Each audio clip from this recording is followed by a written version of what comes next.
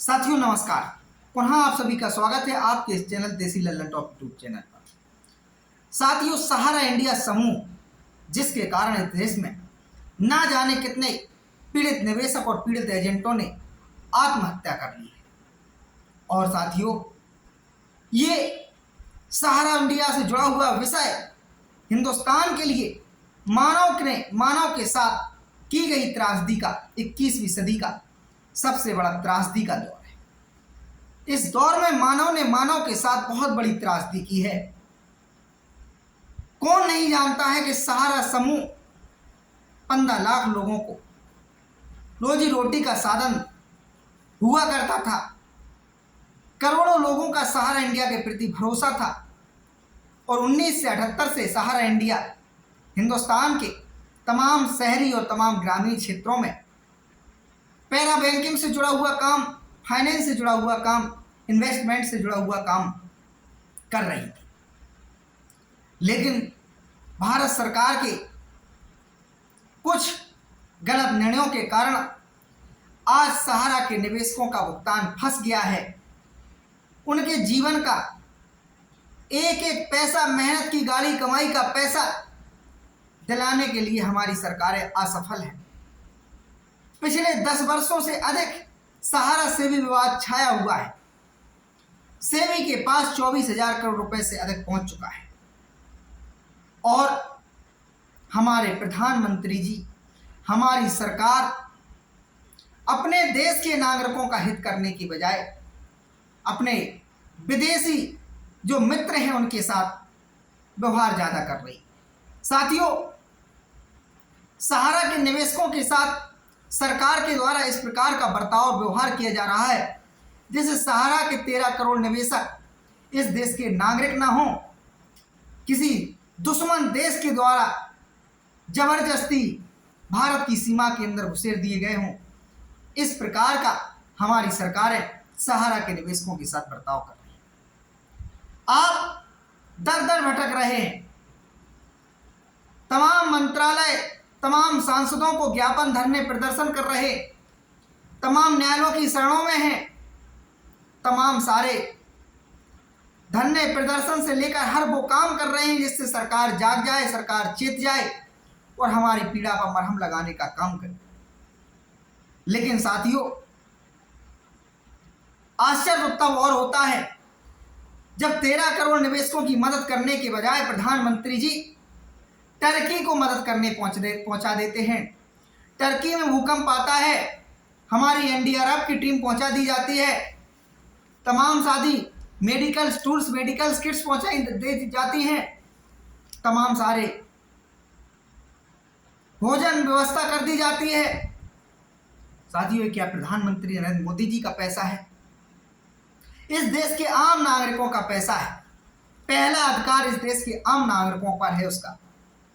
जब हमारे देश का आम नागरिक ही अपने पैसे को प्राप्त करने के लिए त्राहिमाम कर रहा है, फिर ऐसी कौन सी आवश्यकता है उन दुश्मन देशों को मदद पहुंचाई जाए जो हमारे कामों में विघ्न बाधाएं डालते हैं।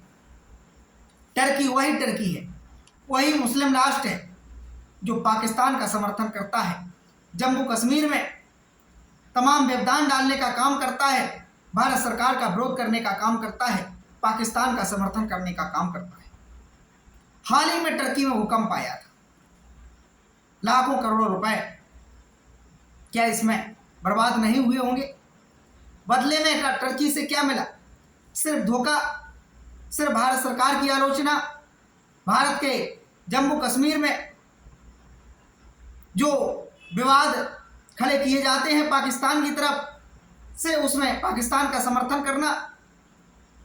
इसके अलावा साथियों, आप लोगों ने देखा होगा श्रीलंका की मदद पहुंचाते हैं।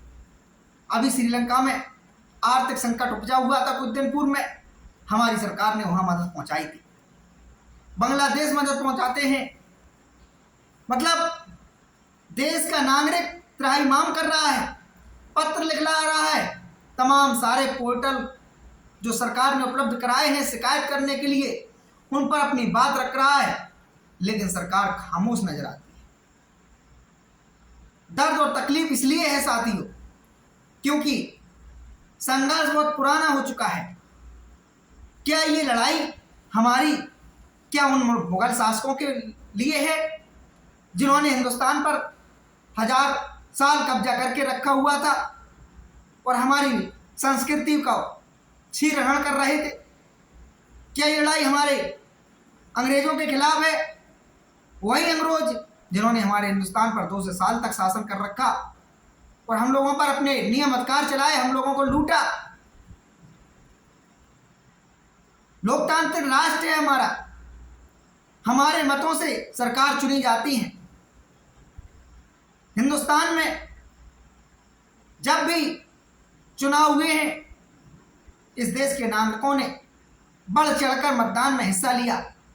इसलिए लिया कि हमारे जो सरकार में बैठे हुए प्रतिनिधि हैं, वो चाहे किसी भी पार्टी से जाएंगे, लेकिन वो हमारे अपने देश के नागरिक हैं। हमारे देश के संविधान को मजबूत करेंगे, हमारे देश की आर्थिक व्यवस्था को मजबूत करेंगे, गांव गरीब के लोगों की मदद करेंगे। लेकिन प्रधानमंत्री जी, आपसे कतई ये आशा नहीं है, आपसे तो कतई ये आशा नहीं थी कि आप जैसा व्यक्ति जो 2014 में अच्छे दिन आने का भरोसा दिलाया, लोगों ने सोचा कि कांग्रेस लंबे समय से शासन में थी, व्यवस्था 5 साल में प्रधानमंत्री जी नहीं सुधार सकते, इसलिए 5 साल का पुनः 2019 में मौका दे दिया। इसके बावजूद भी आपकी नींद नहीं टूटी। सहारा का निवेशक कोई 1, 2, 10, 20 व्यक्तियों की संख्या में नहीं, 13 करोड़ लोगों में है।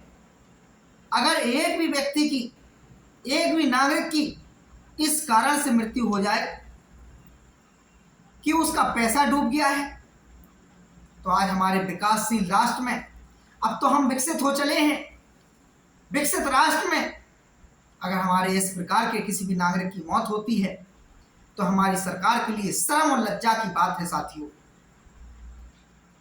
साथियों, आप लोगों से अनुरोध करूंगा कि इस वीडियो को ज़्यादा से ज़्यादा शेयर करें, क्योंकि यही वो माध्यम है जिससे सरकार को हम याद दिला सकते हैं कि आपको कुर्सी पे देश देश के नागरिकों ने क्यों और किन अधिकारों के लिए बैठाया है।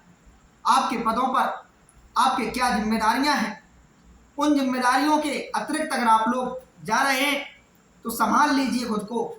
इस देश का सहारा का पीड़ित निवेशक और एजेंट की आत्मा बिलख रही है। 15 लाख लोग सीधा बेरोजगार हो गए हैं। कभी सहारा के अंदर जो लोगों को रोजगार मिलता था, अखबारों में छापा जाता था कि भारत में भारतीय रेलवे के बाद यदि कोई सबसे ज़्यादा लोगों को रोजगार दे रहा है तो सहारा समूह रोजगार दे रहा है। आज अफसोस इसलिए और होता है कि सरकार टर्की को मदद भेजे, श्रीलंका को मदद भेजे, पाकिस्तान को भेजे, अफगानिस्तान को भेजे, सीरिया को भेजे, नेपाल को भेजे। वो हो सकता है अंतर्राष्ट्रीय कुछ मजबूरियां भी उनमें हो, लेकिन इस सहारा के मामले में तो सरकार की कोई भी मजबूरी नहीं है। 24,000 करोड़ रुपए सरकार के पास ऑलरेडी है। सहारा समूह के पास लाखों करोड़ रुपए का साम्राज्य है। हिंदुस्तान से लेकर विदेशों तक सहारा की संपत्तियां, सहारा के होटल, सहारा के मीडिया, तमाम सारे सहारा के कारोबार संचालित हुए हैं, हो रहे हैं। इसके बावजूद भी इस देश के नागरिकों का और उन नागरिकों का जिन्होंने अपनी मेहनत की गाड़ी पूंजी 10-10, 20-20 रुपए से एकत्रित की, ये कोई 50-100 लाख करोड़ का मामला नहीं है जिसे सरकार को कहीं विदेशों से लोन लेना पड़े, कर्ज लेना पड़े और तब देश के निवेशकों की मदद की जा सके, तब सहारा के निवेशकों की मदद की जा सके। इसके लिए प्रधानमंत्री केयर फंड जो खुला था कोरोना काल में 2020 में, हम लोगों ने देखा हजारों करोड़ रुपए उस फंड में इस देश के आम नागरिकों ने, उन सहारा के निवेशकों ने भी इसमें पैसा जमा कराया कि आज हम संकट में हैं, हमारा देश संकट में है, लेकिन कल हमारी सरकार हमारी मदद करने के लिए आगे आई। मैंने तमाम ऐसे सारे सहारा के निवेशकों को देखा जिसकी जो 100-200 रुपए की भी क्षमता होती थी, उसने भी पीएम केयर फंड में अपना योगदान दिया। क्यों दिया? क्योंकि वो अपने राष्ट्र को, भारत माता को प्रेम करते हैं। वो चाहते हैं कि हमारी सरकार सशक्त होगी, हमारा तो राष्ट्र सशक्त होगा, हम सशक्त होंगे, हमारा किसान सशक्त होगा, हमारा जवान सशक्त होगा, हमारा हर क्षेत्र में प्रभाव होगा, विदेशी ताकतों पर हम अपना अंकुश लगा सकेंगे। ये इतना बड़ा मुद्दा नहीं है। अमित शाह जी से उम्मीद जागी थी। 5,000 करोड़ रुपए सेबी के अकाउंट से सेंट्रल रजिस्ट्रार को हस्तांतरित कराने का माननीय सुप्रीम कोर्ट ने आदेश दिया। सरकार ने वहां हस्तक्षेप आवेदन लगाया। पिनाक-पोनी महंती जी, उड़ीसा का एक साधारण व्यक्ति, 10 से 20,000 रुपए मासिक कमाने वाला व्यक्ति, ब्रेड और टोस्ट बेचने वाला व्यक्ति, साधारण आम व्यक्ति, जिसको अपनी देश के इन पे करोड़ों लोगों की पीड़ा को नहीं देखा गया और लड़ाई को लड़ते हुए सुप्रीम कोर्ट पहुंच गया। 4 से 5 लाख रुपए वह अपनी मेहनत की गाड़ी कमाई के खर्च कर चुका है। जो पिनाक-पोनी महंती जी, उन्हीं की बदौलत आज सरकार ने हस्तक्षेप आवेदन सुप्रीम कोर्ट में लगाया और 5,000 करोड़ रुपए सारा सीबी फंड अकाउंट से हस्तांतरित कराने का जिस पे आदेश हुआ। क्या उस व्यक्ति के अपने सपने नहीं थे? एक आम साधारण व्यक्ति, एक जो उड़ीसा का रहने वाला, छोटा सा व्यापार कारोबार करने वाला, उसके मन में इतनी ललक थी कि सरकार को शुद्ध बुद्ध नहीं है, कम से कम सुप्रीम कोर्ट में जाकर एक PIL लगाई जाए और उसमें तमाम सारे डिपार्टमेंट को पार्टी बनाया गया। तो जाके सरकार ने वहां हस्तक्षेप पे आवेदन लगा दिया। साथियों, आज मुझे ये वीडियो कई दिन बाद बनाना पड़ा। इसलिए बनाना पड़ा, 29 मार्च को माननीय सुप्रीम कोर्ट ने एक हिंदुस्तान के आज़ाद भारत के लिए एक बहुत बड़ा आदेश दिया, बहुत बड़ा फैसला था। भले ही वो मामला इतना ज़्यादा सुर्खियां नहीं प्राप्त किया जैसे अन्य तमाम मामले हाईलाइट बोलते रहते हैं, वो आदेश एक संजीवनी लेकर आया है इस देश के लोगों के लिए। लेकिन इसके बावजूद भी देखिए, सरकार की हमारी ढिलाई, 1 महीने से अधिक का समय बीत चुका है। आज 8 मई हो गई है, अब तक भुगतान मिलना प्रारंभ हो जाना चाहिए था, लेकिन ना तो अभी तक भारत सरकार की तरफ से कोई विज्ञापन छापे गए, कोई मीडिया कॉन्फ्रेंस, प्रेस रिलीज किया गया कि किस प्रकार से भुगतान की व्यवस्था करने जा रही है सरकार, किन लोगों का देने जा रही है, छोटे निवेशकों का या बड़े निवेशकों का या संपूर्ण निवेशकों का, पहले आओ पहले पाओ के आधार पर। अभी तक कोई निश्चय नहीं हो सका। 1 महीने से अधिक का सरकार हमारे सब्र का इम्तिहान ले रही है, और वो सरकार जो हमारे अपने लोगों के द्वारा चुनी हुई है। हम भी वो व्यक्ति हैं जो सहारा के निवेशकों की तरह पीड़ित हैं, परेशान हैं। हम भी चाहते हैं हमारा पैसा मिल जाए, जिससे हमारे भी अपने सपने पूर्ण हो सके। लेकिन भारतीय जनता पार्टी और केंद्र की सरकार से इस प्रकार की उम्मीद नहीं थी कि इतने बड़े मामले पर इतनी चुप्पी, इतनी खामोशी लगातार अख्तियार करे रहेगी। उत्तर प्रदेश के मुख्यमंत्री योगी जी का बुलडोजर प्रसिद्ध है, दंगाइयों पर अंकुश लगाया गया, लेकिन सहारा समूह पर अंकुश नहीं लगाया गया। भुगतान सहारा ने नहीं दिए, सहारा ने भुगतान नहीं दिया। कई लोगों ने सुसाइड किया, लेकिन कार्रवाई नहीं हुई, गिरफ्तारियां नहीं हुई, सहारा श्री जेल नहीं भेजे गए। आम नागरिकों के साथ क्या किया जाता है इस देश में? तो इस देश के संसाधनों पर पहला अधिकार किसका है? क्या उन लोगों का है जो टर्की में रहने वाले हैं? वो परेशानी में आए तो हमारी परेशानी को दरकिनार करके हमारी सरकार पहले उनको मेडिकल किट्स पहुंचा देती है, NDRF टीम पहुंचा देती है, तमाम मेडिकल फैसिलिटीज पहुंचा देती है। इस देश के नागरिकों का इस देश के संसाधनों पर पहला अधिकार होना चाहिए, और है। हमारे संविधान ने भी यही व्यवस्था कर रखी है। कम से कम एक बार तो उस संविधान को पढ़ लेने की आवश्यकता है हमारी सरकार में बैठे हुए प्रतिनिधियों को। मेरे इस वीडियो से यही संदेश है हमारी सरकार को, यही चैलेंज है कि दम है, यदि बाजुओं में है, यदि 56 इंच का वास्तव में सीना है आप लोगों का, तो सहारा के निवेशकों की पीड़ा का हरण कीजिए। ये मानव द्वारा मानव को दी गई सबसे बड़ी 21वीं सदी की पीड़ा और त्रासदी है। किया किसी ने, भर कोई और रहा। सहारा समूह के अधिकारियों ने तमाम नियम कानूनों की धज्जियां उड़ाई। सहारा का निवेशक आज, सहारा का एजेंट आज परेशान घूम रहा है। 50 वर्षों से, 1978 से सहारा इंडिया चल रहा। सहारा समूह के गलत कामों की तब जांच की आवश्यकता महसूस नहीं हुई हमारी सरकारों को, लेकिन आज सीबीआई हो, ईडी हो, इनकम टैक्स हो, एसएफआईओ हो, चाहे सीआरसी हो या सेबी हो या आरबीआई हो, कुछ ना कुछ सहारा के सभी जगह से, सभी एजेंसियों से, लेकिन निष्कर्ष कुछ नहीं। वही ढाक के 3 पात वाला। हमारा अनुरोध है हमारी सरकार से कि अब बहुत हो गया है। क्या क्या चाहती इस देश की सरकार? कोई ये लोकतांत्रिक देश है या तानाशाही रवैया? किस प्रकार का ये व्यवस्था सरकार ने कर रखा है, इसको सुधारिए।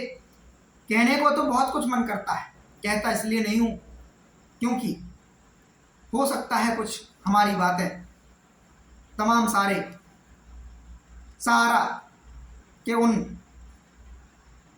चाटकारों को बुरी लग जाए जिनकी वजह से आज सहारा इंडिया के निवेशकों की ये दुर्दशा हो रही है। कैसे उनको नींद आ जाती है, कैसे वो अपने बच्चों को विदेश पढ़ा लेते हैं, कैसे वो आज महलों में रह रहे हैं। कभी उस सहारा श्री को इस देश में न जाने कितने लोग भगवान की संज्ञा दिया करते थे। आज उस भगवान को लोग गालियां दे रहे हैं। आज उस भगवान की वजह से इस देश में न जाने कितने लोगों ने आत्महत्या कर लिया। आज मुझे इस वीडियो को इसलिए भी बनाना पड़ा साथियों, क्योंकि खामोशी नजर आने लगी थी। सहारा का निवेशक फिर से निराश आके भंवर में जाता हुआ दिखाई दे रहा था। तो मैंने सोचा कि एक बार पुनः सहारा के निवेशकों से अपील किया जाए और उनसे कहा जाए, हर वो प्रयास करिए, आखिरी दम तक प्रयास करना है, किसी भी प्रकार से हार नहीं मानना है, हताश नहीं होना है। हमें अपना भुगतान प्राप्त करके ही रुकना है, इसके पहले रुकना नहीं है। चाहे इसके लिए हमें राष्ट्रपति जी से मिलना पड़े, चाहे प्रधानमंत्री जी से मिलना पड़े, चाहे न्यायाधीश जी से, मुख्य न्यायाधीश से मिलना पड़े, चाहे जितनी लड़ाइयां लड़नी पड़े, साम दाम दंड भेद से, अब सरकार हो चाहे सहारा समूह ऐसे भी हो, यदि सबसे लड़ने की जरूरत पड़े तो सबसे लड़िए, संविधान के दायरे में लेकर लड़िए। और हम सब लोग तो यही कहते हैं कि अब हम लोगों की वो व्यवस्था नहीं रही कि सरकार से सड़क पर जाकर लड़े। सड़क पर भी लड़ने पर, सरकार के खिलाफ भी धरने प्रदर्शन करने के लिए वहां सभी प्रकार की व्यवस्था करनी पड़ती है। अपने घर मकानों को, अपने परिवारों को छोड़कर वहां प्रोटेस्ट में हफ्तों महीनों के हिसाब से रहना पड़ता है। आय के सारे स्रोत रुक जाते हैं, देश की व्यवस्था भी गड़बड़ाने लगती है। तो इन सारी बातों को सरकार को सोचना चाहिए। इतने अनुशासित नागरिक कहां मिलेंगे, इतने धैर्यवान लोग कहां मिलेंगे? सरकार को इस बात को समझना चाहिए, ये अनुशासित लोग क्यों हैं, ये धैर्यवान लोग क्यों हैं? क्योंकि ये गांव के रहने वाले, ये मध्यम वर्ग के रहने वाले, ये गरीब लोगों के, ये किसानों के बेटे हैं, ये मजदूरों के बेटे हैं, ये तप तपस्या संघर्ष से आने वाले लोग हैं, जो उम्मीद करते हैं कि हमारी सरकार चेत जाएगी, जाग जाएगी। वो इसीलिए प्रयास करते हैं कि ज्ञापन देकर सरकार को जगा दिया जाए, सोशल मीडिया पर वीडियो डाल के सरकार को जगा दिया जाए, प्रधानमंत्री राष्ट्रपति के जो पोर्टल हैं, शिकायत पोर्टल है, उन पर शिकायत दर्ज करा के पोर्टल, वो सांसद विधायक से मिलकर इसलिए अपना अरदास लगा लेता है कि सरकार सुन ले। लेकिन इतना इम्तिहान सरकार को नहीं लेना चाहिए कि ये विस्फोट की स्थिति बन जाए, क्योंकि जब जन समूह से बड़ी ताकत किसी भी चीज में नहीं है। कोई भी उद्योगपति बना रहा है, कोई भी नेता बना रहा है, कोई भी जनरल बना रहे, कोई भी दुनिया की तानाशाही व्यवस्था बनी रहे, जब जनमानस, दुनिया के तमाम इतिहास भरे पड़े हुए हैं कि जब जनमानस ने अपने देश के तानाशाहों के खिलाफ बिगुल फूंका है, तो उन तानाशाहों की वो दुर्दशा हुई है कि उनके खानदान तक को नेस्तनाबूद कर दिया गया। तो इस प्रकार से सरकार कोई काम नहीं करे जिससे लगातार जनहानि हो, और कोई इतना बड़ा डिफिकल्ट मामला नहीं है। इस बात को सरकार को कब समझ में आएगा? मैं बता देता हूं फॉर्मूला सारा के निवेशकों का भुगतान करने का। 2 से 3 लाख करोड़ रुपए का मामला है। सारा की सॉप, सारा की सोसाइटियों सहित सारा की 1 दर्जन कंपनियों में सारा के निवेशकों का पैसा फंसा हुआ है। तमाम वो कंपनियां हैं जिनके निवेशक आज सिर्फ इसलिए नहीं सामने दिखाई देते हैं क्योंकि बहुत कम संख्या में, सोसाइटियों के क्यूसॉप के निवेशक इसलिए दिखाई देते हैं क्योंकि बड़ी संख्या में। सीधा सा शॉर्ट फॉर्मूला है, सरकार 24,000 करोड़ रुपए जो अपने पास जमा है उससे भुगतान की प्रक्रिया के लिए आगे कदम उठाए, और जब आगे कदम उठ जाएंगे तो सारा समूह की जो संपत्तियां उनको बेचने का कार्यक्रम भी उसी के साथ साथ लेके चले, नीलामी कराए, कुर्की कराए। नीलामी कुर्की होता है तब ठीक है, लेकिन जैसे ही 24,000 करोड़ रुपए निवेशकों तक पहुंच जाए, बट जाए, तो सरकार अपने पास बजट बना के, राजकोष से कोई योजना लाके, कोई अधिनियम लाके, कोई एक्ट लाके एक धनराशि मुक्त करे और उससे सहारा के निवेशकों का भुगतान किया जाए, और उन संपत्ति को बेचती रहे, देश के औद्योगिक घरानों को बुलाए।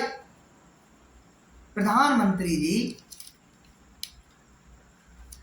किसान सम्मान निधि पे लाखों करोड़ रुपए का बांट चुके हैं। अन्न बट रहा है जो 5-5 किलो रुपए, 5-5 किलो गेहूं देश के 90 करोड़ लोगों को मिल रहा है। तो इतनी सारी योजनाएं चलाई जाती हैं, उनका डायरेक्ट इनडायरेक्ट अगर पारदर्शी तरीके से देखा जाए तो सही से कोई भी योजना का क्रियान्वयन इस देश में नहीं है। और मेरा तो सीधा सा इस बात के लिए कड़ा आपत्ति है, जब आप दुश्मन देशों की मदद कर देते हैं तो अपने देश के नागरिकों की मदद करने में आपको क्या तकलीफ है? किस बात का इंतजार हो रहा है? क्या सरकार को यह समझ में नहीं आता इससे कितना बड़ा देश की सरकार को स्वयं नुकसान है? जब लोगों का पैसा लोगों तक पहुंच जाएगा तो कोई अपना रोजगार स्थापित करेगा, कोई अपना घर मकान बनाएगा, कोई अपने बेटे को पढ़ाएगा, कोई बेटी के हाथ पीले करेगा, कोई अपना बीमारी से इलाज कराएगा, लोगों के सपने पूरे होंगे, लोग खुशी खुशी जिंदगी जीना प्रारंभ कर देंगे, लोग दुगनी रफ्तार के साथ आगे प्रगति करना शुरू कर देंगे। वो पैसा किसके पास जाएगा? टैक्स के रूप में, जीएसटी के रूप में सरकार के पास। 23 मिनट का वीडियो हो गया है। मेरे तर्कों से यदि आप लोग सहमत हैं तो मैं कहता हूं मेरी तरह आप भी अपना वीडियो बनाइए। हाथ पर हाथ रख करके आप भुगतान प्राप्त नहीं कर सकते, आपको लड़ना पड़ेगा। जो लोग प्रयास कर रहे हैं, देख लेना सफलता जरूर मिलेगी। और जो लोग बैठे हुए हैं घरों में, उनको भगवान भी माफ नहीं करेगा कि आप लोग रोते हैं घर बैठकर, सरकार को गाली देते हैं, सहारा को गाली देते हैं, और अपने उस दोस्त, अपने उस परिवार, अपने उस मोहल्ले, अपने उस गांव के उस सहारा एजेंट को प्रताड़ित करते हैं जिसका इस मामले में कोई दोष ही नहीं। वो अपना पेट पालने के लिए सहारा समूह की कंपनी में सिर्फ इसलिए जुड़ गया क्योंकि इस देश के ना जाने कितने बड़े नेता, कितने बड़े उद्योगपति, कितने बड़े स्टार सहारा से अपना संबंध रखते थे, अपना परिवार बताते थे सहारा इंडिया को। उसने देखा कि सरकार ने मान्यता दी है इस कंपनी को, आप उस देश को, अपने परिवार के उस अंग को, अपने मोहल्ले के उस सहारा के एजेंट को आप गाली देते, उसके साथ बुरा बर्ताव करते हैं, उसको आप धमकी देते हैं, उसके घर मकानों में कब्जा करने की बात करते हैं। वास्तव में अगर आप पीड़ित हैं, परेशान हैं, तो मेरे इस वीडियो को शेयर करिए, जिससे हमारे प्रधानमंत्री जी, देखिए इस समय जो सरकार में बैठे हुए जो 2 नेता हैं, मैं मानता हूं यदि ये लोग जिस दिन समझ लें कि इस मामले की गंभीरता इतनी ज्यादा है, उसी दिन से भुगतान की प्रक्रिया के लिए सरकार 10 कदम आगे बढ़ा देगी। सहारा के तमाम अधिकारी आज भी भटकाने का प्रयास करते हैं, सरकार को भटकाते हैं, सरकार की एजेंसियों को भटकाते हैं। इस मामले पर भी जब से सुप्रीम कोर्ट ने आदेश दिया, बार बार खबरें आती हैं, सहारा डाटा उपलब्ध नहीं कर रहा है सेंट्रल रजिस्ट्रार को, सहारा मदद नहीं कर रहा है, सहारा अकाउंटों की सूची नहीं दे रहा है, सहारा के साथ मीटिंग्स चल रही हैं। ये बर्ताव है सहारा के अधिकारियों का, ये चीजें हैं। तो सरकार जागेगी, उसको जगाने वाला चाहिए, वो जागेगी, जगाने वाला आप हैं। आपकी जिम्मेदारी है, जिस दिन आप भी मेरी तरह अपना वीडियो बना के सोशल साइट्स पर अपलोड करेंगे, शेयर करेंगे, उसको घुमाएंगे चारों तरफ, तो आपके उस वीडियो को इस देश के तमाम सारे समाज सेवी संस्थान देखेंगे, तमाम समाज सेवी देखेंगे, तमाम एनजीओ देखेंगे, तमाम सांसद और विधायक देखेंगे, IAS PCS अधिकारी भी देखेंगे। तो जब बाढ़ आ जाएगी सोशल मीडिया पर आपके वीडियोज की, आपकी पीड़ा की, तमाम देश के वो जिम्मेदार व्यक्ति जो देश के सर्वोच्च पदों पर बैठे हुए हैं, वो भी कहेंगे सीखिए इन लोगों से, इतनी बड़ी पीड़ा होते हुए भी इन्होंने सरकार के खिलाफ बिगुल नहीं फूंका। वो कोई ऐसे प्रोटेस्टों में शामिल नहीं हुए कि इस देश का नुकसान किया जाए। उसने शांतिपूर्वक अनुशासन में रहकर घर बैठ करके अपने घर मकानों पे एक पोस्टर लगा करके कहा कि जब तक भुगतान नहीं तब तक मतदान नहीं। उसने घर बैठ करके प्रधानमंत्री को रजिस्ट्री कर दिया, राष्ट्रपति को रजिस्ट्री कर दिया, राष्ट्रपति प्रधानमंत्री के पोर्टल पर ऑनलाइन तरीके से शिकायत डाल दिया। ऐसा अनुशासित नागरिक तो वो नागरिक जिसको तत्काल इस पैसे की बहुत ज्यादा अनिवार्यता के साथ जरूरत है। साथियों, यदि आपको लगता है हमारा 10,000, 20,000, 50,000 रुपए, 1 लाख रुपए जमा है, तो इतना समझ लीजिए आप जैसे इस देश में 13 करोड़ लोग हैं, 2 से 3 लाख रुपए ब्याज सहित सहारा के निवेशकों का फंसा हुआ है। और सेबी के पास, सरकार के पास जो मात्र पैसा है वो 24,000 करोड़ रुपए है। बाकी की वसूली सहारा इंडिया से ही की जानी है। भले ही सरकार उसके लिए अपने पास से एक बजट दे दे, एक राहत पैकेज उपलब्ध करा दे, तो आप लोगों को इसके लिए आज आगे आ जाना चाहिए। आप इस बात से समझ सकते हैं, पिनाक-कोनी मोहंती जिन्होंने सुप्रीम कोर्ट में याचिका लगाई और 5,000 करोड़ रुपए सहारा सिविल रिफंड अकाउंट से हस्तांतरित हुआ, वो साधारण व्यक्ति, 10-20 हजार रुपए महीने कमाने वाला व्यक्ति, छोटा सा व्यवसाय करने वाला व्यक्ति, इतना बड़ा काम करा गया।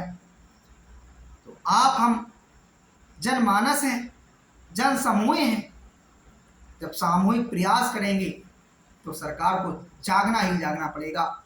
इसी उम्मीद और आशा के साथ आज का ये वीडियो समाप्त करने जा रहे हैं कि सरकार को जगाने के लिए हमारे इस वीडियो को आप शेयर करेंगे, जिससे सरकार अपना आत्मसात कर सके, अपने अंदर झांक सके कि हम कर क्या रहे हैं। इस देश की व्यवस्था पर पहला अधिकार, संसाधनों पर पहला अधिकार इस देश के नागरिकों का है। वो सरकार कर क्या रही है, किन लोगों को मदद पहुंचाती है। टर्की का उदाहरण रखा, सीरिया का उदाहरण रखा, श्रीलंका का उदाहरण रखा, आप लोगों की समझ अफगानिस्तान को, तालिबानियों की मदद। आज तालिबान सरकार है, हमारे संबंध है उनके साथ। तो हम लोग इस देश के प्रधानमंत्री जी से अनुरोध है, कोई विदेशी नागरिक नहीं, इस देश की माटी में पले बढ़े हैं, हमारा भी संरक्षण करो। हमारा भी उतना ही अधिकार है जितना इस देश के बाकी लोगों का है। मत तड़पाओ, मत इतना दुखी करो कि लोग संघर्ष की स्थिति में आ जाएं। सब्र का भी एक बांध होता है। पिछले 5 से 7 वर्षों से इंतजार हो रहा है कि सरकार कोई कदम उठाएगी, कोई कदम उठाएगी। लेकिन वही ढाक के 3 बात। शीघ्रता से भुगतान की प्रक्रिया सेंट्रल रजिस्ट्रार से कहे, जो 5,000 करोड़ रुपए जारी हुआ है करवाए व्यवस्था। ये अफसोस की बात है कि 1 महीने से अधिक का समय बीत गया और इसके बावजूद सेंट्रल रजिस्ट्रार अभी तक सामने नहीं आए।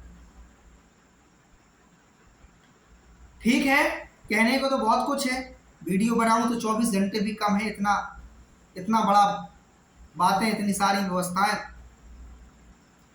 बना रखी गई हैं।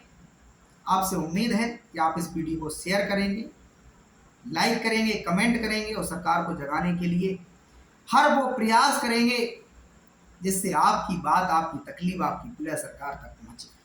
धन्यवाद, थैंक यू।